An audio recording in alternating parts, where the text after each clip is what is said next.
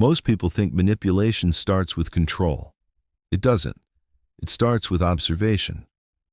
And the strange part is, you're already giving people the information they need without saying a word. Manipulators don't usually choose people randomly. They look for patterns, small ones, invisible ones. And once they find them, they don't rush. They test. Not in obvious ways, in subtle ways. A small request, a slight interruption, a harmless push of your time, your attention, your comfort. And most people miss this completely, because each moment feels too small to matter. But behavior follows a pattern, and small patterns reveal everything. It usually starts simple. Someone interrupts you mid-sentence. You stop and let them talk. No pushback, no correction, just acceptance. Then it happens again and again. And something shifts, not because they planned it consciously, but because your reaction taught them something. This boundary doesn't resist pressure. And here's the part most people don't notice. They're not testing your patience, they're testing your resistance. But this is only the beginning, because the real shift happens after the pattern is learned. Once someone learns what works on you, they repeat it, not always maliciously, sometimes just habit, sometimes convenience, sometimes curiosity, but the result is the same. The boundary doesn't move. So pressure becomes normal. And what felt like a one-time situation turns into a pattern. This is where most people start to feel drained, not because of one big event, but because of many small ones stacking quietly. But there's a deeper layer here. And it has nothing to do with the other person. One of the strongest signals of weak boundaries is over-explaining, not answering, explaining. I can't because I have a lot going on. I'm not sure if I should. Sorry, I just feel like maybe.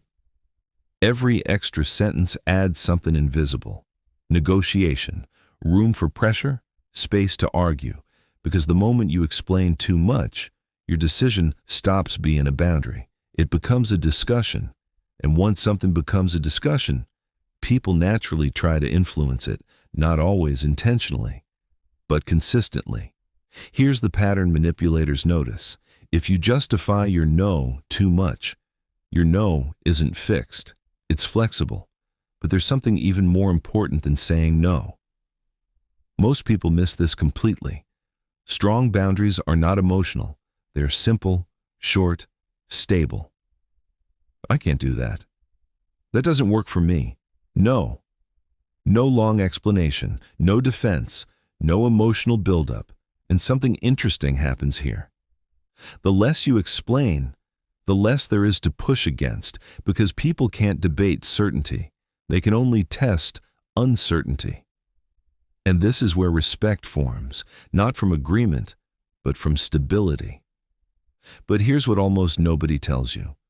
Even strong people lose boundaries in one specific situation, not with strangers, with guilt. Because guilt changes the rules. It turns clarity into responsibility. It turns no into maybe I should explain myself. And that's where control starts slipping again. Manipulators don't break boundaries. They locate the ones that aren't consistent yet. That's all.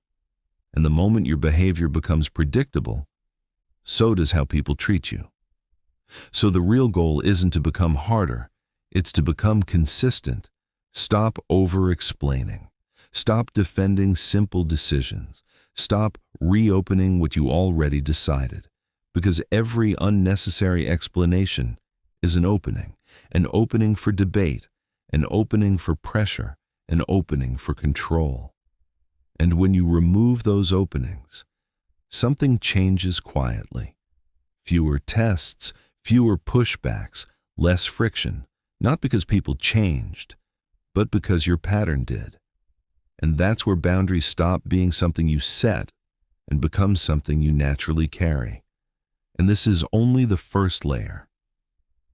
because setting boundaries is just the beginning. The next mistake most people make is losing respect through habits they don't even notice.